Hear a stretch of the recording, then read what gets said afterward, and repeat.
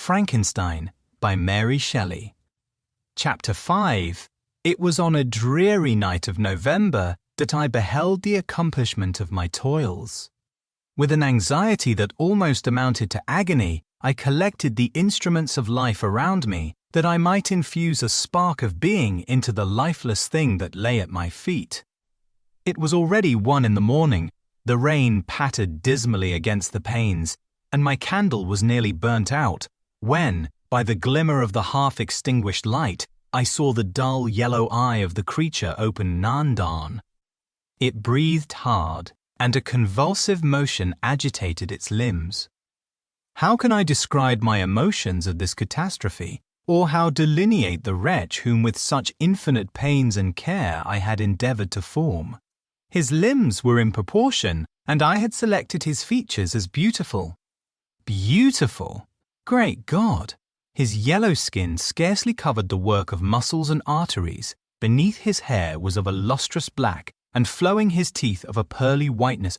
But these luxuriances only formed a more horrid contrast with his watery eyes, that seemed almost of the same colour as the dun-white sockets in which they were set, his shrivelled complexion and straight black lips. The different accidents of life are not so changeable as the feelings of human nature. I had worked hard for nearly 2 years for the sole purpose of infusing life into an inanimate body. For this, I had deprived myself of rest and health. I had desired it with an ardour that far exceeded moderation, but now that I had finished, the beauty of the dream vanished, and breathless horror and disgust filled my heart.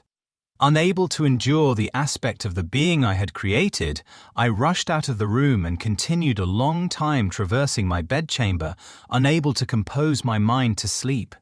At length, lassitude succeeded to the tumult I had before endured, and I threw myself on the bed in my clothes, endeavouring to seek a few moments of forgetfulness.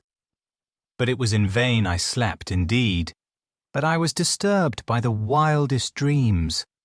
I thought I saw Elizabeth, in the bloom of health, walking in the streets of Ingolstadt. Delighted and surprised, I embraced her. But as I imprinted the first kiss on her lips, they became livid with the hue of death.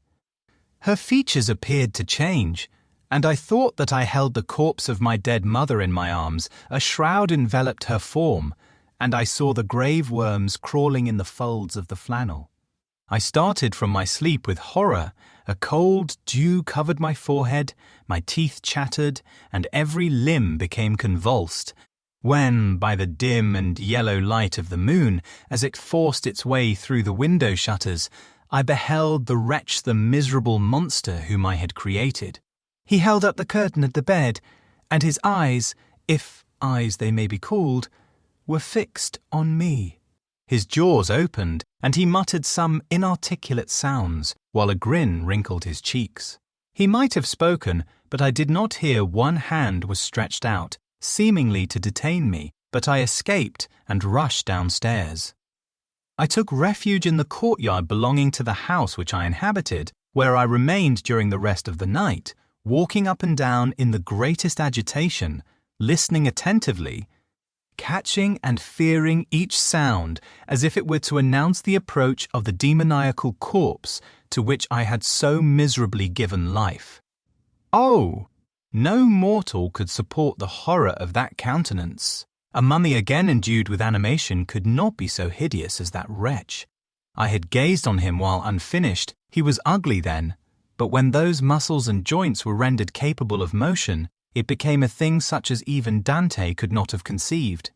I passed the night wretchedly. Sometimes my pulse beat so quickly and hardly that I felt the palpitation of every artery. At others, I nearly sank to the ground through languor and extreme weakness. Mingled with this horror, I felt the bitterness of disappointment.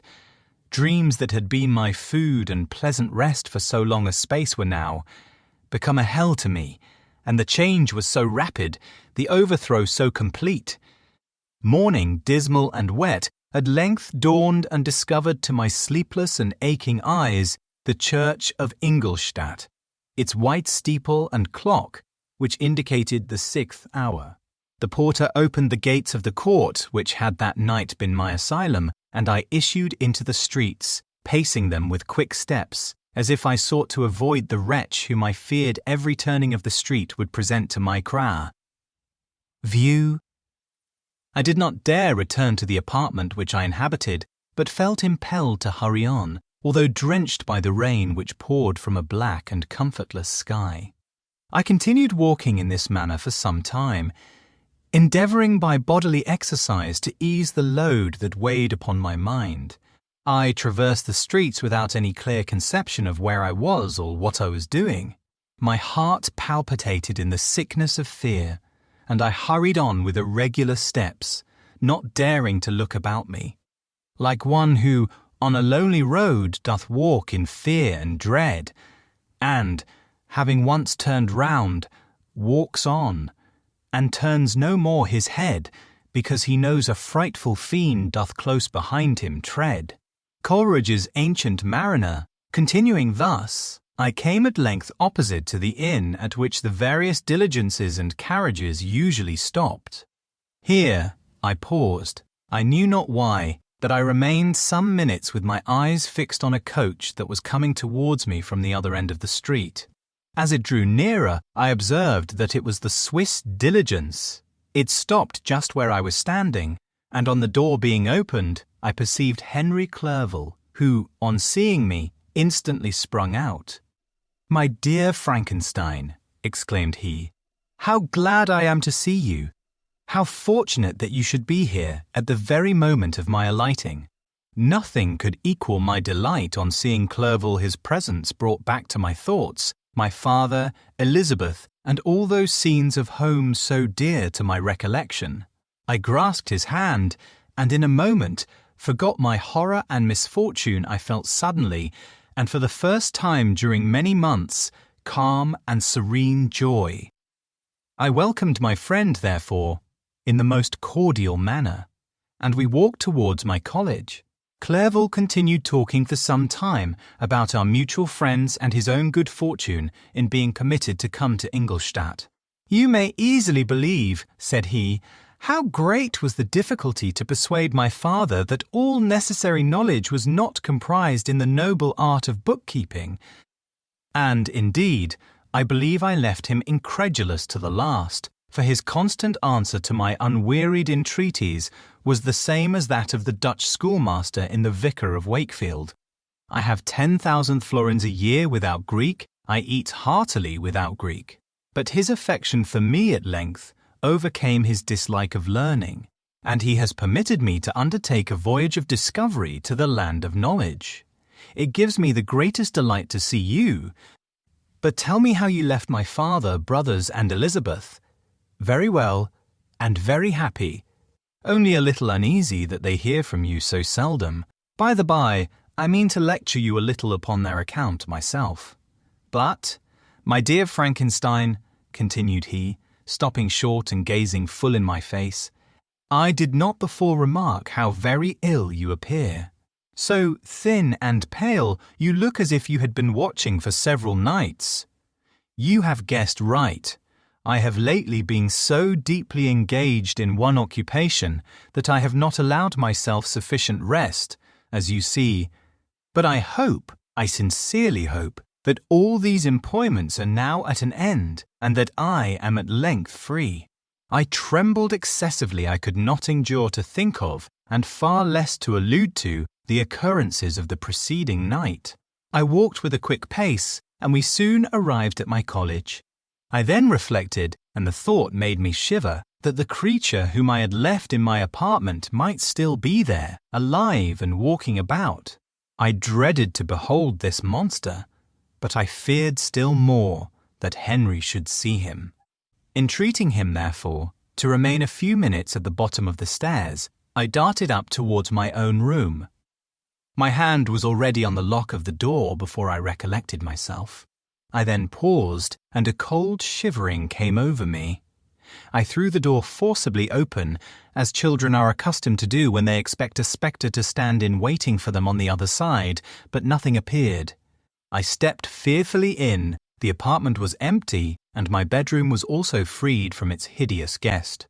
I could hardly believe that so great a good fortune could have befallen me, but when I became assured that my enemy had indeed fled, I clapped my hands for joy and ran down to Clerval. We ascended into my room, and the servant presently brought breakfast, but I was unable to contain myself. It was not joy only that possessed me. I felt my flesh tingle with excess of sensitiveness, and my pulse beat rapidly. I was unable to remain for a single instant in the same place. I jumped over the chairs, clapped my hands, and laughed aloud. Clerval at first attributed my unusual spirits to joy on his arrival, but when he observed me more attentively, he saw a wildness in my eyes for which he could not account, and my loud, unrestrained, heartless laughter frightened and astonished him. "My dear Victor," cried he, "what, for God's sake, is the matter? Do not laugh in that manner. How ill you are! What is the cause of all this?" "And do not ask me," cried I, putting my hands before my eyes, for I thought I saw the dreaded spectre glide into the room. "He can tell." "Oh, save me! Save me!" I imagined that the monster seized me. I struggled furiously and fell down in a fit. Poor Clerval! What must have been his feelings? A meeting, which he anticipated with such joy, so strangely turned to bitterness. But I was not the witness of his grief, for I was lifeless and did not recover my senses for a long, long time. This was the commencement of the nervous fever which confined me for several months. During all that time, Henry was my only nurse. I afterwards learned that, knowing my father's advanced age and unfitness for so long a journey, and how wretched my sickness would make Elizabeth, he spared them this grief by concealing the extent of my disorder.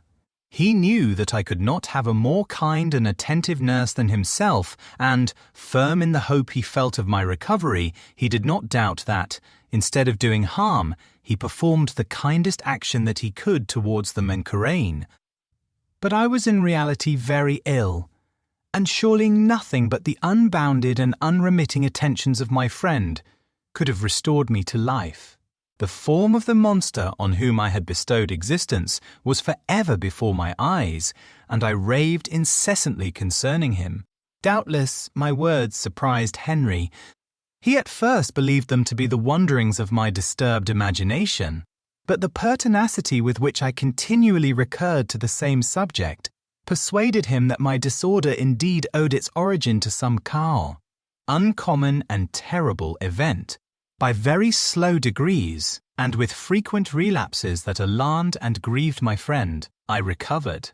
I remember the first time I became capable of observing outward objects with any kind of pleasure, I perceived that the fallen leaves had disappeared, and that the young buds were shooting forth from the trees that shaded my window.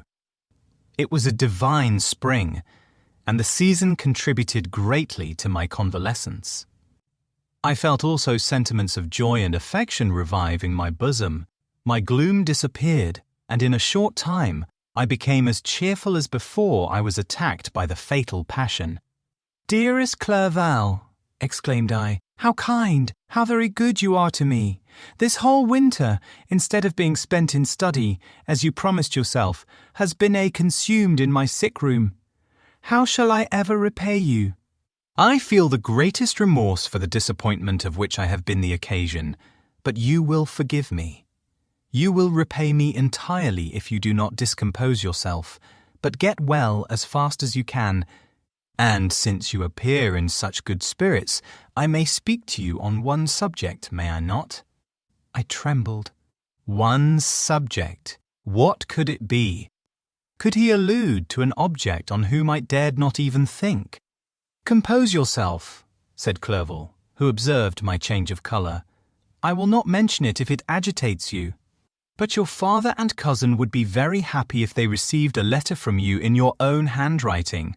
They hardly know how ill you have been, and are uneasy at your long silence. Is that all, my dear Henry? How could you suppose that my first thought would not fly towards those dear, dear friends whom I love, and who are so deserving of my love? If this is your present temper, my friend, you will perhaps be glad to see a letter that has been lying here some days for you. It is from your cousin, I believe. Chapter 6. Clerval then put the following letter into my hands. It was from my own Elizabeth. My dearest cousin, you have been ill, very ill, and even the constant letters of dear kind Henry are not sufficient to reassure me on your account. You are forbidden to write to hold a pen, yet one word from you, dear Victor, is necessary to calm our apprehensions. For a long time I have thought that each post would bring this line, and my persuasions have restrained my uncle from undertaking a journey to Ingolstadt. I have prevented his encountering the inconveniences and perhaps dangers of so long a journey, yet how often have I regretted not being able to perform it myself. I figure to myself that the task of attending on your sickbed has devolved on some mercenary old nurse, who could never guess your wishes nor minister to them with the care and affection of your poor cousin. Yet that is over now. Clerval writes that indeed you are getting better. I eagerly hope that you will confirm this intelligence soon in your own handwriting. Get Wayland returned to us. You will find a happy, cheerful home and friends who love you dearly. Your father's health is vigorous, and he asks but to see you, but to be assured that you are well and not a care will ever cloud his benevolent countenance. How pleased you would be to remark the improvement of our Ernest. He is now 16, and full of activity and spirit. He is desirous to be a true Swiss, and to enter into foreign service, but we cannot part with him, at least until his elder brother returns to us. My uncle is not pleased with the idea of a military career in a distant country, but Ernest never had your powers of application. He looks upon study as an odious fetter. His time is spent in the open air, climbing the hills or rowing on the lake. I fear that he will become an idler unless we yield the point and permit him to enter on the profession which he has selected. Little alteration, except the growth of our dear children, has taken place since you left us. The blue lake and snow-clad mountains, they never change, and I think our placid home and our contented hearts are regulated by the same immutable laws. My trifling occupations take up my time and amuse me, and I am rewarded for any exertions by seeing none but happy, kind faces around me. Since you left us, but one change has taken place in our little household. Do you remember on what occasion Justine Moritz entered our family? Probably you do not. I will relate her history, therefore in a few words. Madame Moritz, her mother, was a widow with 4 children, of whom Justine was the third. This girl had always been the favourite of her father, but through a strange perversity, her mother could not endure her, and after the death of Monsieur Moritz, treated her very ill. My aunt observed this, and when Justine was 12 years of age, prevailed on her mother to allow her to live at our house. The republican institutions of our country have produced simpler and happier manners than those which prevail in the great monarchies that surround it. Hence there is less distinction between the several classes of its inhabitants, and the lower orders, being neither so poor nor so despised, their manners are more refined and moral. A servant in Geneva does not mean the same thing as a servant in France and England. Justine, thus received in our family, learned the duties of a servant, a condition which, in our fortunate country, does not include the idea of ignorance and a sacrifice of the dignity of a human being.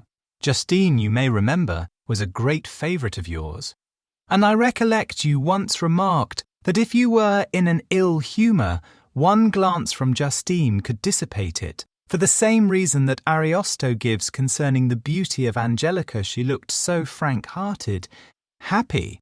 My aunt conceived a great attachment for her, by which she was induced to give her an education superior to that which she had at first intended. This benefit was fully repaid. Justine was the most grateful little creature in the world. I do not mean that she made any professions I never heard one pass her lips, but you could see by her eyes that she almost adored her protectress. Although her disposition was gay and in many respects inconsiderate, yet she paid the greatest attention to every gesture of my aunt. She thought her the model of all excellence, and endeavoured to imitate her phraseology and manners, so that even now she often reminds me of her. When my dearest aunt died, everyone was too much occupied in their own grief to notice poor Justine, who had attended her during her illness with the most anxious affection. Poor Justine was very ill, but other trials were reserved for her.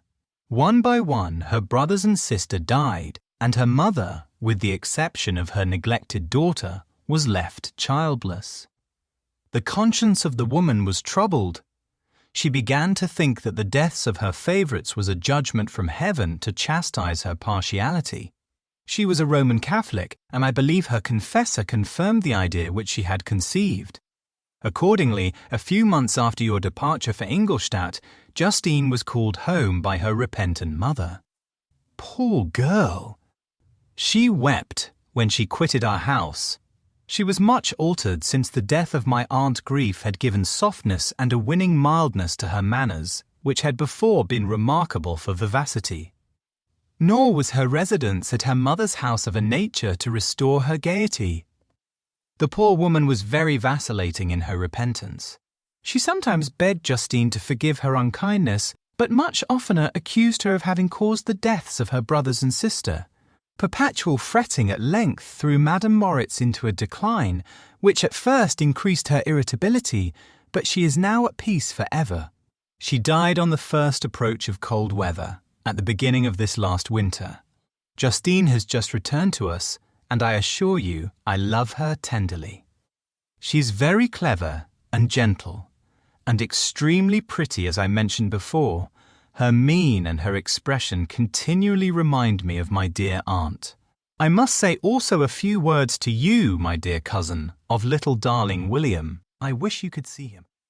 He is very tall of his age, with sweet, laughing blue eyes, dark eyelashes, and curling hair. When he smiles, 2 little dimples appear on each cheek, which are rosy with health. He has already had 1 or 2 little wives, but Louisa Buren is his favourite, a pretty little girl of 5 years of age. Now, dear Victor, I dare say you wish to be indulged in a little gossip concerning the good people of Geneva. The pretty Miss Mansfield has already received the congratulatory visits on her approaching marriage with a young Englishman, John Dacre, Melbourne-esque. Her ugly sister, Manon, married M. Divier, the rich banker, last autumn. Your favourite schoolfellow, Louis Manoir, has suffered several misfortunes since the departure of Clerval from Geneva, but he has already recovered his spirits and is reported to be on the point of marrying a lively, pretty Frenchwoman, Madame Tavernier. She is a widow and much older than Manoir, but she is very much admired and a favourite with everybody. I have written myself into better spirits, dear cousin. But my anxiety returns upon me as I conclude. Write, dearest Victor. 1 line, 1 word will be a blessing to us. 10,000 thanks to Henry for his kindness, his affection, and his many letters. We are sincerely grateful.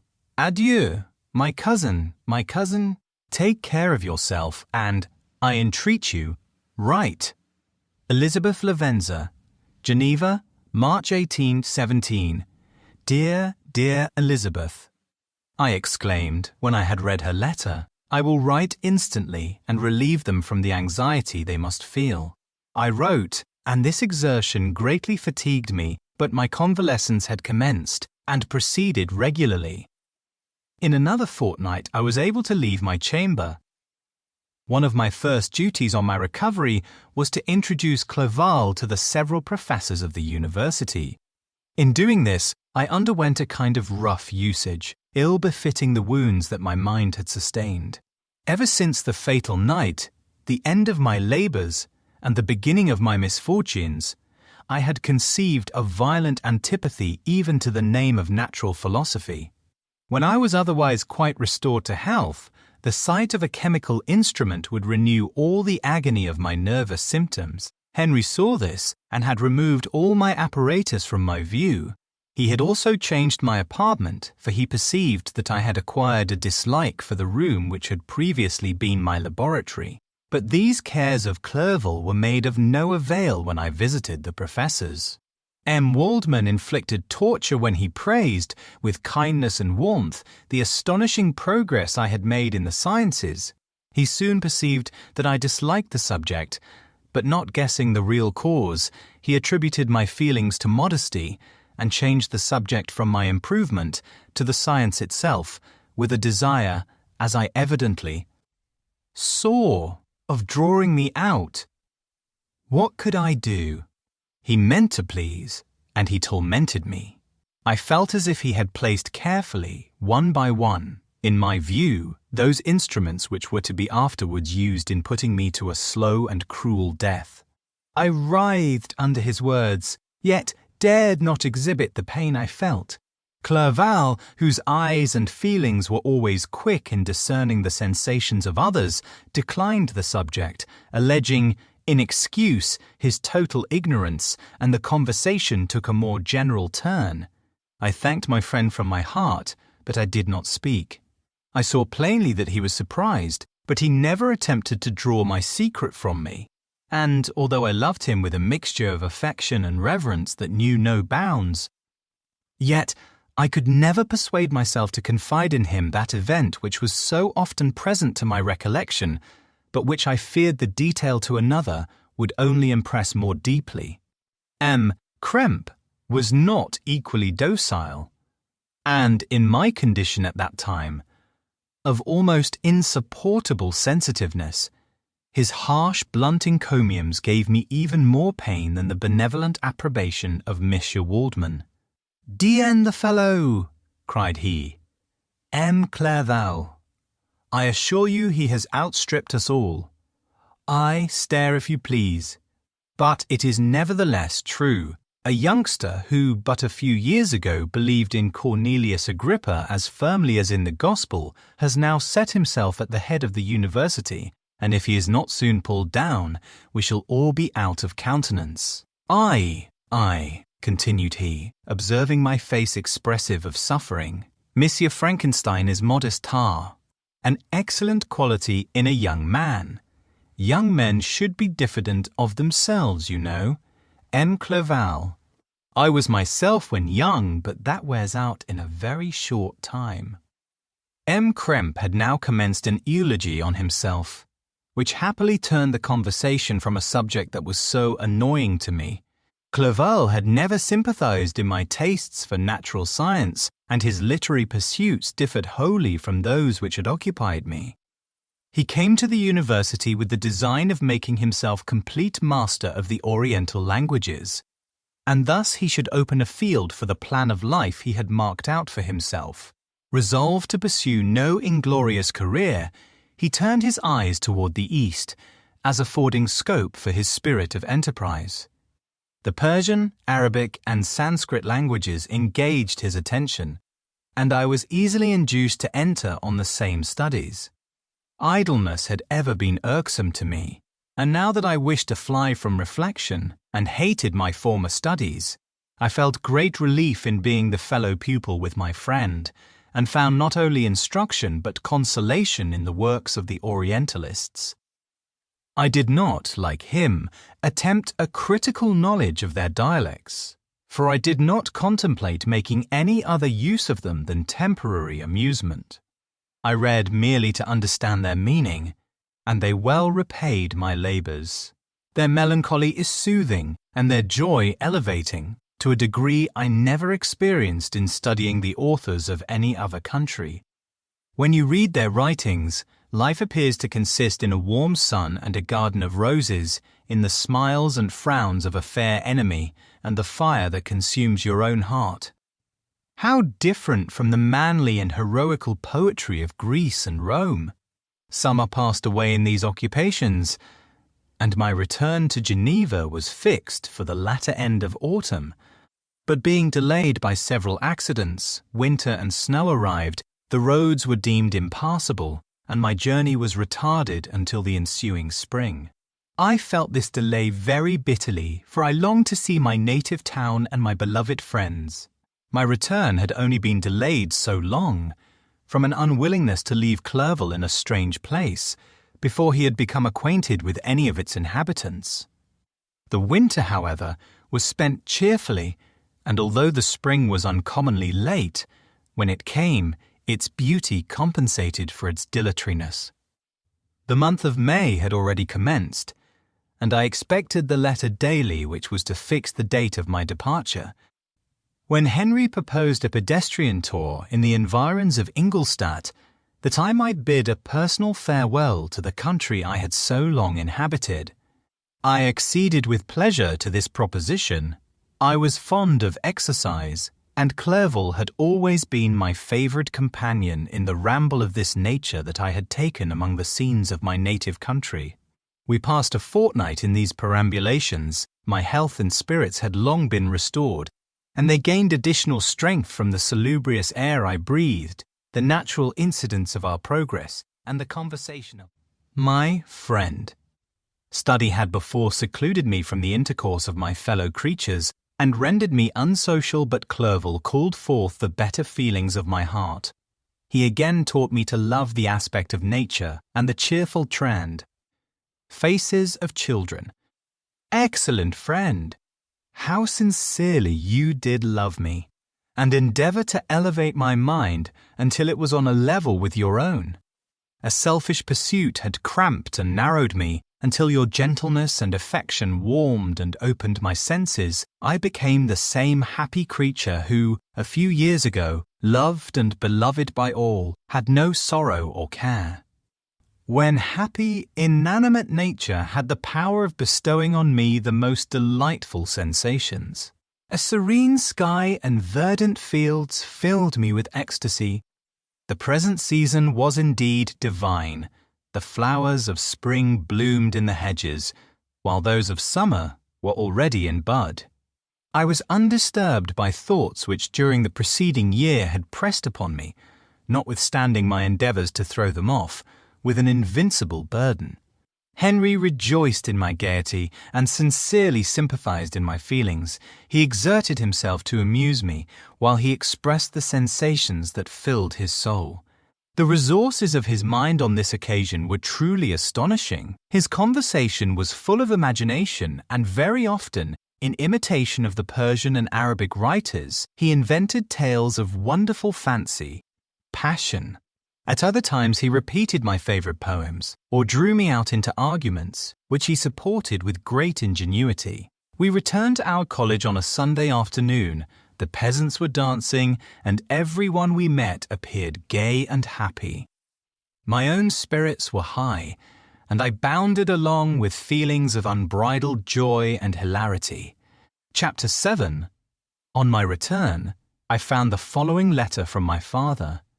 My dear Victor, you have probably waited impatiently for a letter to fix the date of your return to us.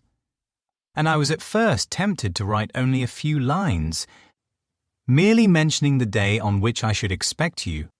But that would be a cruel kindness, and I dare not do it. What would be your surprise, my son, when you expected a happy and glad welcome, to behold, on the contrary, tears and wretchedness? And how, Victor, can I relate our misfortune? Absence cannot have rendered you callous to our joys and griefs, and how shall I inflict pain on my long-absent son? I wish to prepare you for the woeful news, but I know it is impossible. Even now your eye skims over the page to seek the words which are to convey to you the horrible tidings. William is dead. That sweet child, whose smiles delighted and warmed my heart, who was so gentle, yet so gay. Victor, he is murdered. I will not attempt to console you, but will simply relate the circumstances of the transaction, Last Thursday, May 7th, I, my niece, and your two brothers went to walk in Plain Palais. The evening was warm and serene, and we prolonged our walk farther than usual.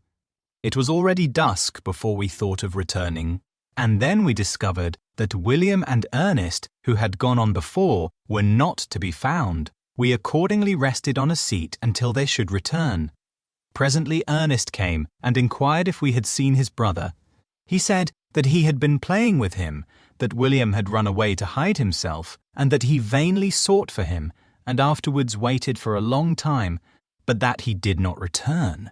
This account rather alarmed us, and we continued to search for him until night fell, when Elizabeth conjectured that he might have returned to the house. He was not there. We returned again, with torches, for I could not rest, when I thought that my sweet boy had lost himself, and was exposed to all the damps and dews of night. Elizabeth also suffered extreme anguish. About 5 in the morning I discovered my lovely boy, whom the night before I had seen blooming and active in health, stretched on the grass, livid and motionless. The print of the murderer's finger was on his neck. He was conveyed home, and the anguish that was visible in my countenance betrayed the secret to Elizabeth. She was very earnest to see the corpse. At first I attempted to prevent her, but she persisted, and entering the room where it lay, hastily examined the neck of the victim, and clasping her hands exclaimed, "Oh God, I have murdered my darling child!" She fainted, and was restored with extreme difficulty. When she again lived, it was only to weep and sigh. She told me that same evening William had teased her to let him wear a very valuable miniature that she possessed of your mother. This picture is gone, and was doubtless the temptation which urged the murderer to the deed. We have no trace of him at present, although our exertions to discover him are unremitted. But they will not restore my beloved William. Come, dearest Victor, you alone can console Elizabeth. She weeps continually, and accuses herself unjustly as the cause of his death. Her words pierce my heart. We are all unhappy, but will not that be an additional motive for you, my son, to return and be our comforter? Your dear mother! Alas! Victor, I now say, thank God she did not live to witness the cruel, miserable death of her youngest darling. Come, Victor. Not brooding thoughts of vengeance against the assassin, but with feelings of peace and gentleness that will heal, instead of festering, the wounds of our minds. Enter the house of mourning, my friend, but with kindness and affection for those who love you, and not with hatred for your enemies. Your affectionate and afflicted father, Alphonse Frankenstein. Geneva, May 12, 17. Clerval, who had watched my countenance as I read this letter, was surprised to observe the despair that succeeded the joy I at first expressed on receiving news from my friends. I threw the letter on the table and covered my face with my hands. "My dear Frankenstein," exclaimed Henry, when he perceived me weep with bitterness, "are you always to be unhappy? My dear friend, what has happened?" I motioned him to take up the letter, while I walked up and down the room in the extremest agitation. Tears also gushed from the eyes of Clerval, as he read the account of my misfortune. "I can offer you no consolation, my friend," said he. "Your disaster is irreparable. What do you intend to do?" "To go instantly to Geneva. Come with me, Henry, to order the horses." During our walk, Clerval endeavoured to say a few words of consolation. He could only express his heartfelt sympathy. "Poor William," said he. "Dear lovely child, he now sleeps with his angel mother.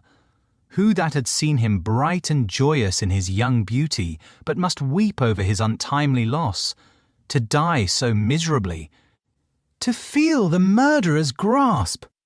How much more are murdered that could destroy radiant innocence? Poor little fellow, one only consolation have we. His friends mourn and weep, but he is at rest. The pang is over, his sufferings are at an end forever. A sod covers his gentle form, and he knows no pain. He can no longer be a subject for pity, we must reserve that for his miserable survivors. Clerval spoke thus. As we hurried through the streets, the words impressed themselves on my mind, and I remembered them afterwards in solitude. But now, as soon as the horses arrived, I hurried into a cabriolet and bade farewell to my friend. My journey was very melancholy.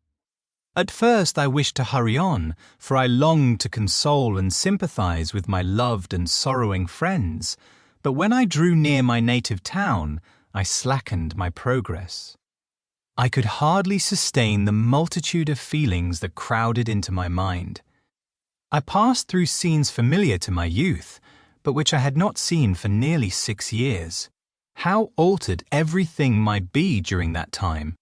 One sudden and desolating change had taken place, but 1,000 little circumstances might have by degrees worked other alterations, which, although they were done more tranquilly, might not be the less decisive. Fear overcame me, I dared no advance, dreading 1,000 nameless evils that made me tremble, although I was unable to define them. I remained 2 days at Lausanne, in this painful state of mind. I contemplated the lake. The waters were placid, all around was calm, and the snowy mountains, the palaces of nature, were not changed. By degrees the calm and heavenly scene restored me, and I continued my journey towards Geneva. The road ran by the side of the lake, which became narrower as I approached my native town. I discovered more distinctly the black sides of Jura and the bright summit of Mont Blanc. I wept like a child. Dear mountains, my own beautiful lake, how do you welcome your wanderer? Your summits are clear the sky and lake are blue and placid. Is this to prognosticate peace or to mock at my unhappiness?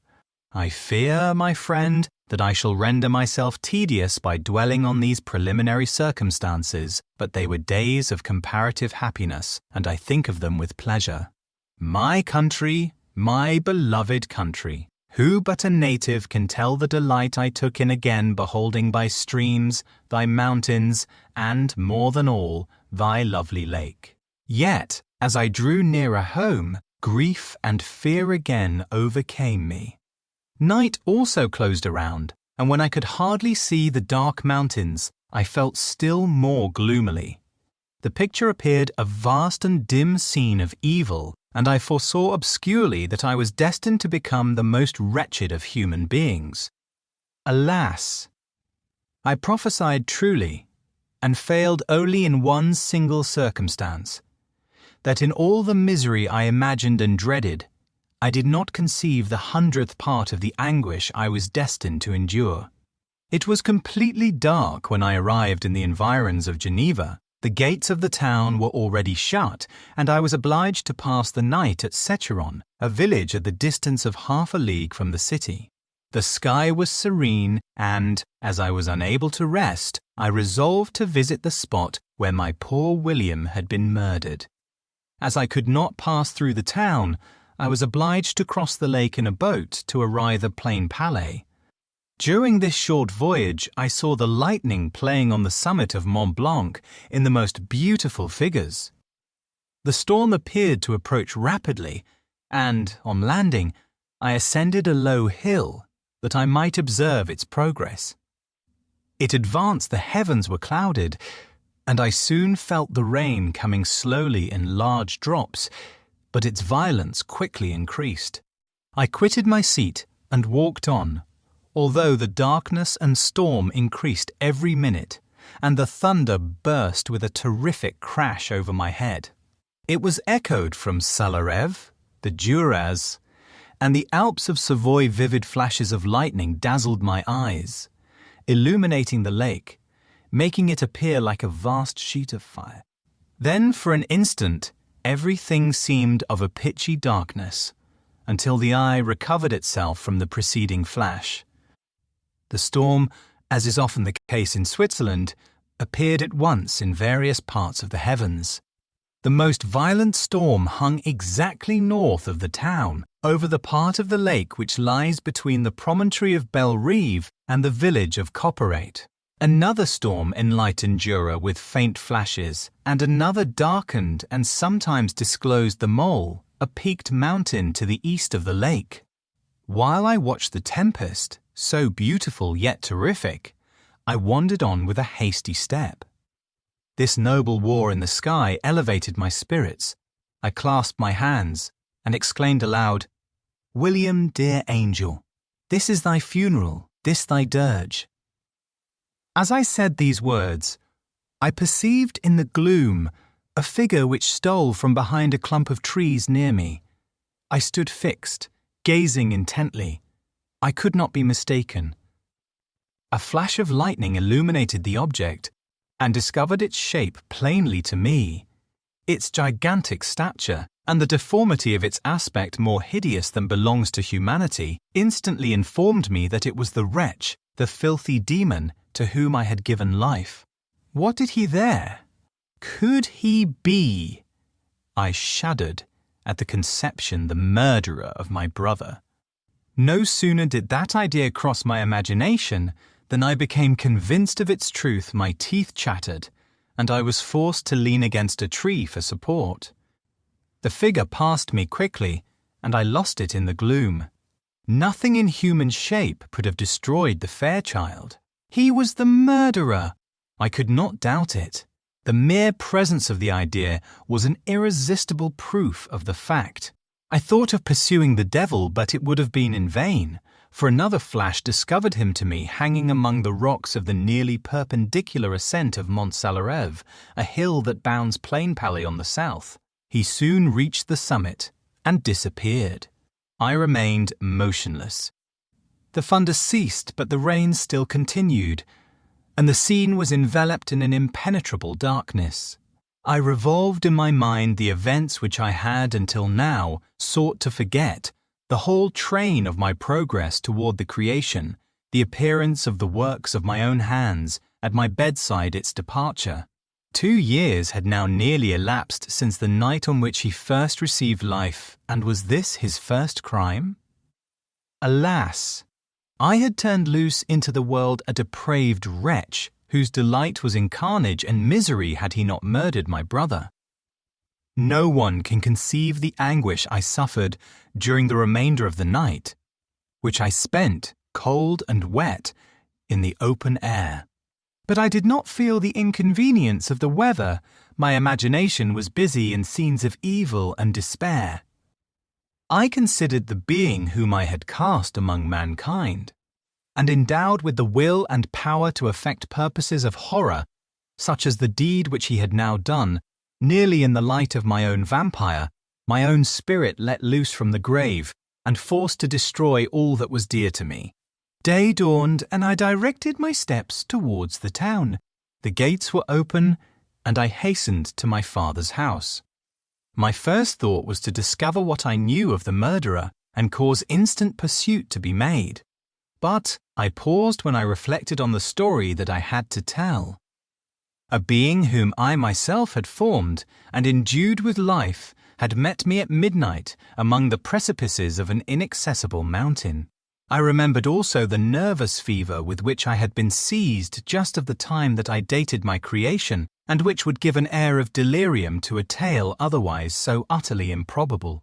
I well knew that if any other had communicated such a relation to me, I should have looked upon it as the ravings of insanity.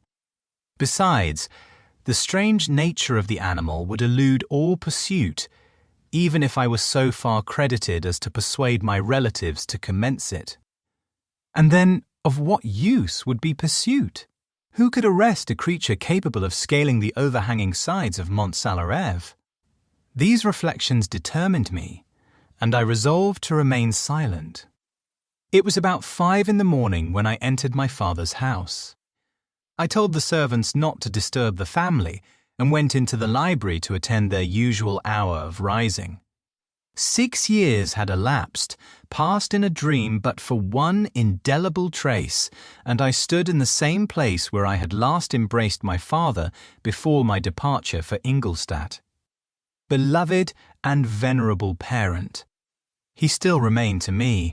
I gazed on the picture of my mother, which stood over the mantelpiece. It was an historical subject, painted at my father's desire, and represented Caroline Beaufort in an agony of despair, kneeling by the coffin of her dead father.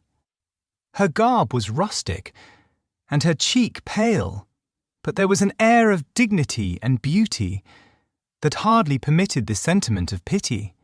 Below this picture was a miniature of William, and my tears flowed when I looked upon it. While I was thus engaged, Ernest entered. He had heard me arrive and hastened to welcome me. "Welcome, my dearest Victor," said he.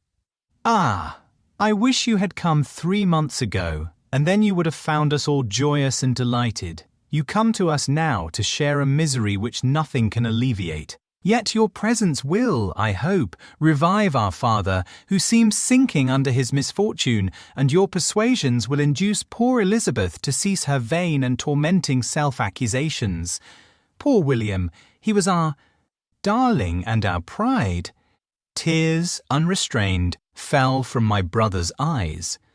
A sense of mortal agony crept over my frame. Before, I had only imagined the wretchedness of my desolated home. The reality came on me as a new, and a not less terrible, disaster. I tried to calm Ernest. I inquired more minutely concerning my father, and here I named my cousin.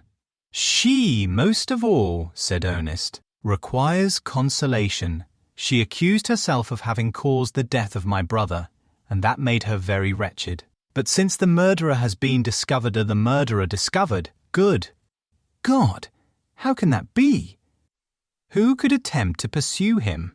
It is impossible. One might as well try to overtake the winds, or confine a mountain stream with a straw. I saw him too. He was free last night." "Ah, I do not know what you mean," replied my brother in accents of wonder. "But to us, the discovery we have made completes our misery. No one would believe it at first.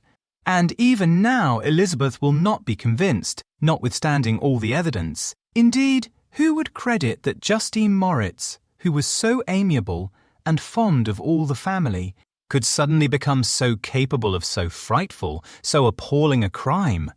Justine Moritz! Poor, poor girl! Is she the accused? But it is wrongfully. Everyone knows that no one believes it, surely, Ernest. And no one did at first, but several circumstances came out that have almost forced conviction upon us, and her own behaviour has been so confused as to add to the evidence of facts a weight that, I fear, leaves no hope for doubt. But she will be tried today, and you will then hear all." He then related that, the morning on which the murder of poor William had been discovered, Justine had been taken ill and confined to her bed for several days. During this interval, one of the servants, happening to examine the apparel she had worn on the night of the murder, had discovered in her pocket the picture of my mother, which had been judged to be the temptation of the murderer. The servant instantly showed it to one of the others, who, without saying a word to any of the family, went to a magistrate, and, upon their deposition, Justine was apprehended. On being charged with the fact, the poor girl confirmed the suspicion in a great measure by her extreme confusion of manner. This was a strange tale, but it did not shake my faith, and I replied earnestly, "You are all mistaken. I know the murderer. Justine, poor, good Justine, is innocent." At that instant, my father entered. I saw unhappiness deeply impressed on his countenance, but he endeavoured to welcome me cheerfully, and, after we had exchanged our mournful greeting, would have introduced some other topic than that of our disaster, had not Ernest exclaimed, "Good God! Papa! Victor says that he knows who was the murderer of poor William." "We do also, unfortunately," replied my father. "For indeed I had rather have been forever ignorant than have discovered so much depravity and ungratitude in one I valued so highly. My dear father, you are mistaken. Justine is innocent. If she is, God forbid that she should suffer as guilty. She is to be tried today, and I sincerely hope, that she will be acquitted." This speech calmed me. I was firmly convinced in my own mind that Justine, and indeed every human being, was guiltless of this murder. I had no fear, therefore, that any circumstantial evidence could be brought forward strong enough to convict her. My tale was not one to announce publicly its astounding horror would be looked upon as madness by the vulgar. Did anyone indeed exist, except I, the Creator, who would believe, unless his senses convinced him, in the existence of the living monument of presumption and rash ignorance which I had let loose upon the world? We were soon joined by Elizabeth. Time had altered her since I last beheld her. It had endowed her with loveliness surpassing the beauty of her childish years. There was the same candour, the same vivacity, but it was allied to an expression more full of sensibility and intellect. She welcomed me with the greatest affection. "Your arrival, my dear cousin," said she, "fills me with hope. You perhaps will find some means to justify my poor guiltless Justine. Alas, who is safe, if she be convicted of crime? I rely on her innocence as certainly as I do upon my own. Our misfortune is doubly hard to us. We have not only lost that lovely darling boy, but this poor girl, whom I sincerely love, is to be torn away by even a worse fate. If she is condemned, I never shall know joy more, but she will not, I am sure she will not, Kamar. And then I shall be happy again, even after the sad death of my little William." "She is innocent, my Elizabeth," said I, "and that shall be proved." "Fear nothing, but let your spirits be cheered by the assurance of her acquittal. How kind and generous you are! Everyone else believes in her guilt, and that made me wretched, for I knew that it was impossible. And to see everyone else prejudiced in so deadly a manner rendered me hopeless and despairing." She wept. "Dearest niece," said my father, "dry your tears. If she is, as you believe, innocent, rely on the justice of our laws, and the activity with which I shall prevent the slightest shadow of partiality." Chapter 8. We passed a few sad hours until 11 o'clock, when the trial was to commence. My father and the rest of the family being obliged to attend as witnesses, I accompanied them to the court. During the whole of this wretched mockery of justice I suffered living torture. It was to be decided whether the result of my curiosity and lawless devices would cause the death of two of my fellow beings, one a smiling babe full of innocence and joy, the other far more dreadfully murdered, with every aggravation of infamy that could make the murder memorable in horror. Justine also was a girl of merit, and possessed qualities which promised to render her life happy. Now all was to be obliterated in an ignominious grave, and I the cause. 1,000 times rather would I have confessed myself guilty of the crime ascribed to Justine, but I was absent when it was committed, and such a declaration would have been considered as the ravings of a madman, and would not have exculpated her who suffered through me. The appearance of Justine was calm. She was dressed in mourning, and her countenance, always engaging, was rendered, by the solemnity of her feelings, exquisitely beautiful. Yet she appeared confident in innocence, and did not tremble, although gazed on and execrated by thousands. For all the kindness which her beauty might otherwise have excited was obliterated in the minds of the spectators by the imagination of the enormity she was supposed to have committed. She was tranquil, yet her tranquillity was evidently constrained, and as her confusion had before been adduced as a proof of her guilt, she worked up her mind to an appearance of courage. When she entered the court, she threw her eyes round it, and quickly discovered where we were seated. A tear seemed to dim her eye when she saw us, but she quickly recovered herself, and a look of sorrowful affection seemed to attest her utter guiltlessness. The trial began, and after the advocate against her had stated the charge, several witnesses were called. Several strange facts combined against her, which might have staggered anyone who had not such proof of her innocence as I had. She had been out the whole of the night on which the murder had been committed, and towards morning had been perceived by a market woman not far from the spot where the body of the murdered child had been afterwards found. The woman asked her what she did there, but she looked very strangely and only returned a confused and unintelligible answer. She returned to the house about 8 o'clock, and when one inquired where she had passed the night, she replied that she had been looking for the child and demanded earnestly if anything had been heard concerning him. When shown the body, she fell into violent hysterics and kept her bed for several days. The picture was then produced which the servant had found in her pocket, and when Elizabeth, in a faltering voice, proved that it was the same witch, an hour before the child had been missed, she had placed round his neck, a murmur of horror and indignation filled the court. Justine was called on for her defence. As the trial had proceeded, her countenance had altered.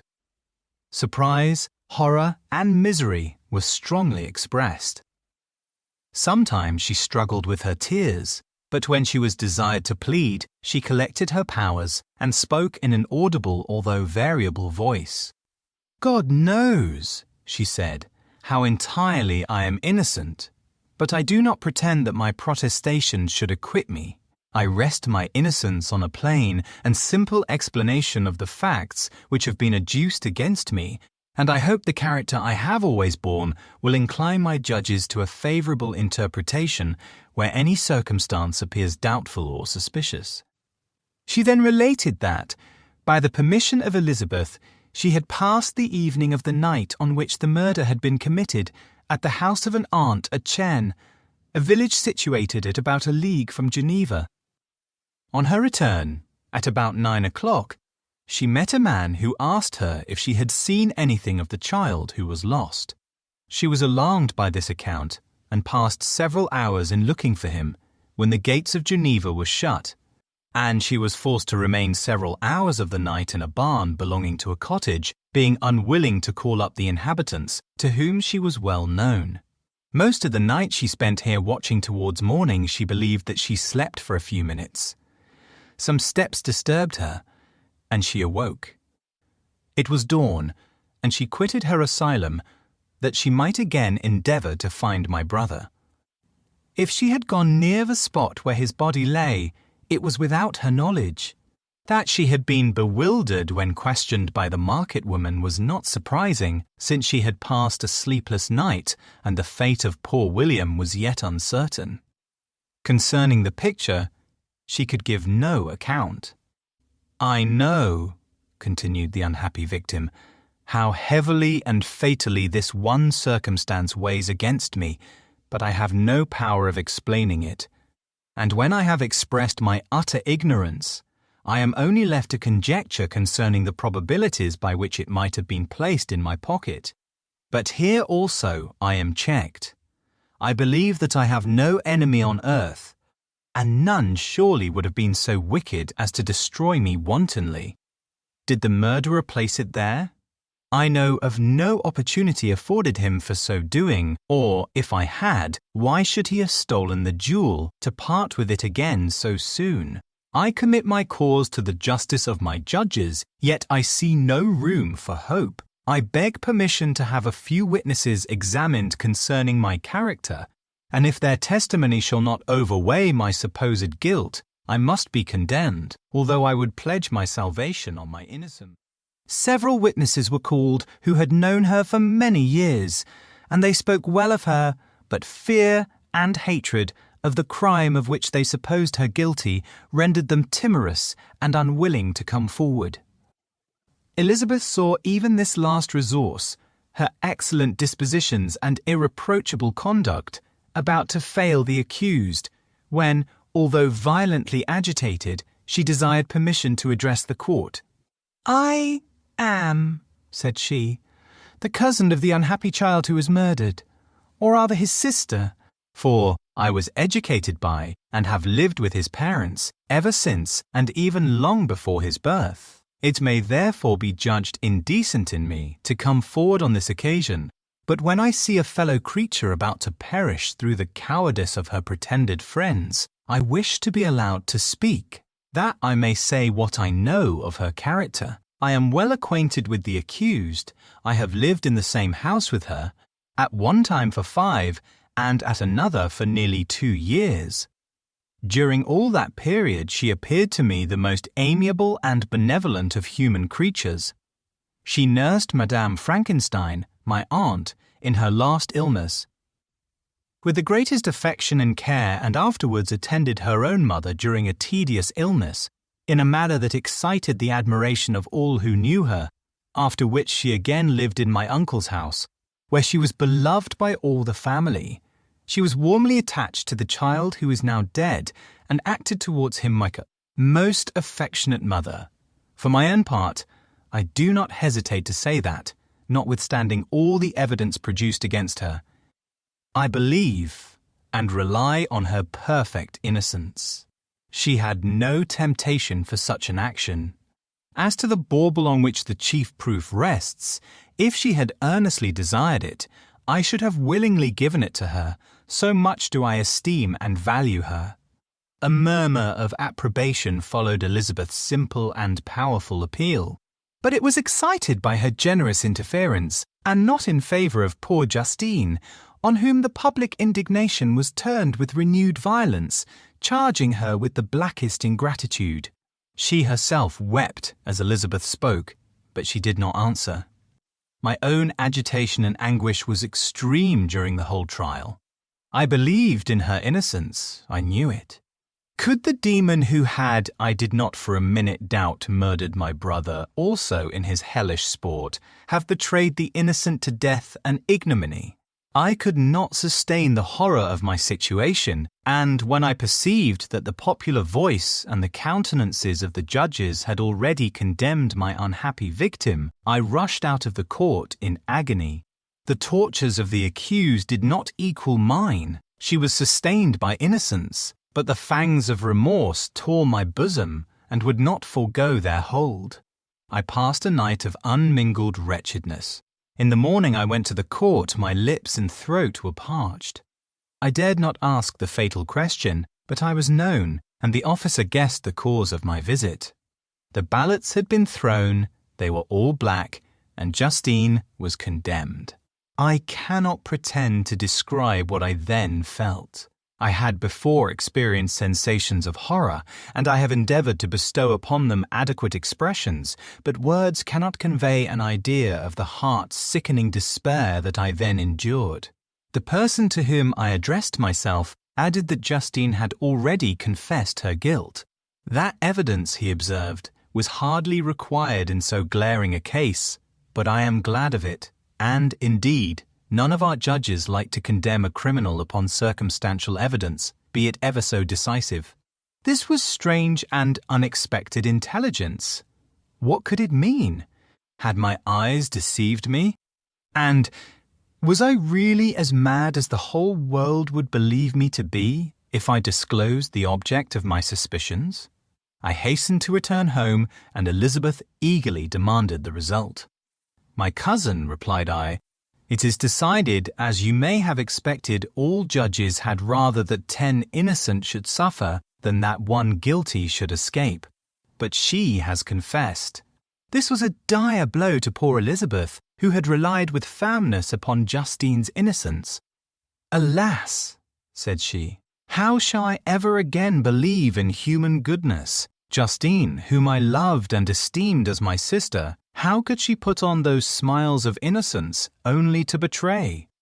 Her mild eyes seemed incapable of any severity or guile, and yet she has committed a murder. Soon after we heard that the poor victim had expressed a desire to see my cousin. My father wished her not to go, but said that he left it to her own judgment and feelings to decide. "Yes," said Elizabeth, "I will go, Although she is guilty and you, Victor, shall accompany me, I cannot go alone. The idea of this visit was torture to me, yet I could not refuse. We entered the gloomy prison chamber and beheld Justine sitting on some straw at the farther end. Her hands were manacled, and her head rested on her knees. She rose on seeing us enter, and when we were left alone with her, she threw herself at the feet of Elizabeth, weeping bitterly.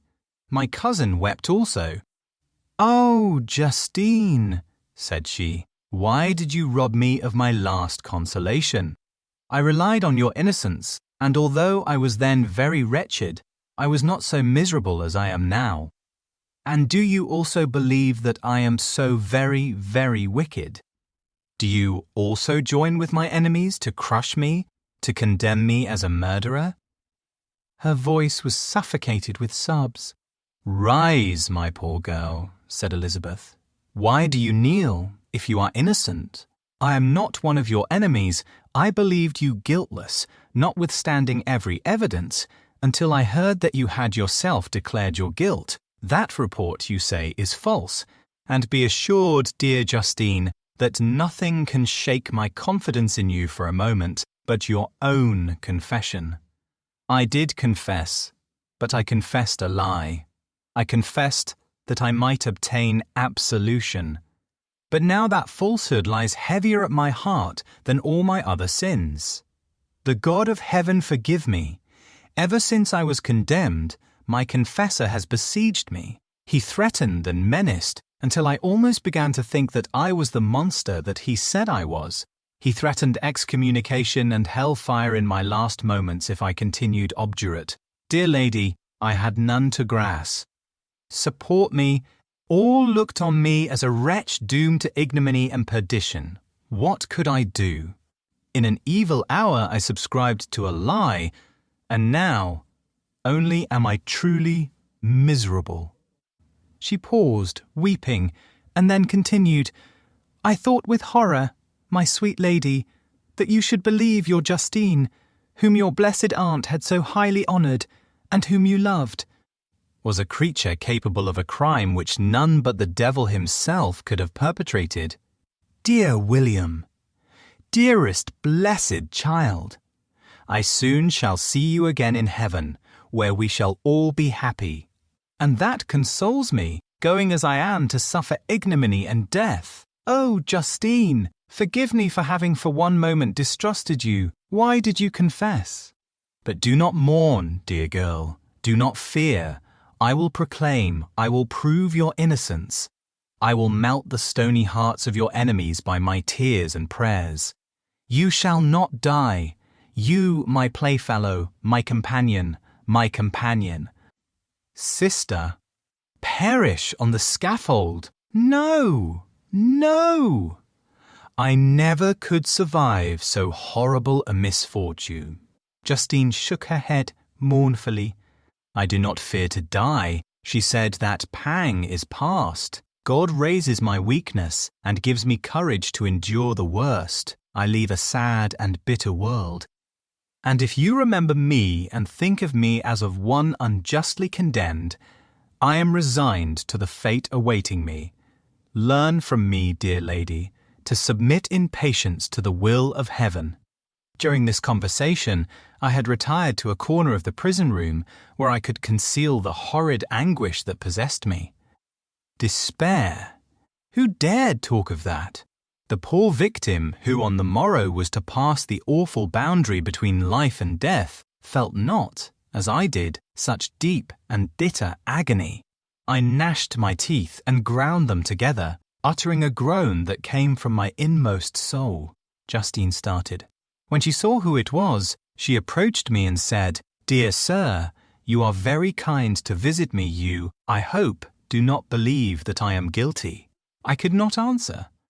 "No, Justine," said Elizabeth. "He is more convinced of your innocence than I was, for even when he heard that you had confessed, he did not credit it. I truly thank him. In these last moments, I feel the sincerest gratitude towards those who think of me with kindness. How sweet is the affection of others to such a wretch as I am. it removes more than half my misfortune, and I feel as if I could die in peace now that my innocence is acknowledged by you, dear lady, and your cousin." Thus the poor sufferer tried to comfort others and herself. She indeed gained the resignation she desired. But I, the true murderer, felt the never-dying worm alive in my bosom, which allowed of no hope or consolation. Elizabeth also wept and was unhappy, but hers also was the misery of innocence, which, like a cloud that passes over the fair moon, for a while hides but cannot tarnish its brightness. Anguish and despair had penetrated into the core of my heart. I bore a hell within me which nothing could extinguish. We stayed several hours with Justine, and it was with great difficulty that Elizabeth could tear herself away. "I wish," cried she, "that I were to die with you. I cannot live in this world of misery." Justine assumed an air of cheerfulness, while she with difficulty repressed her bitter tears.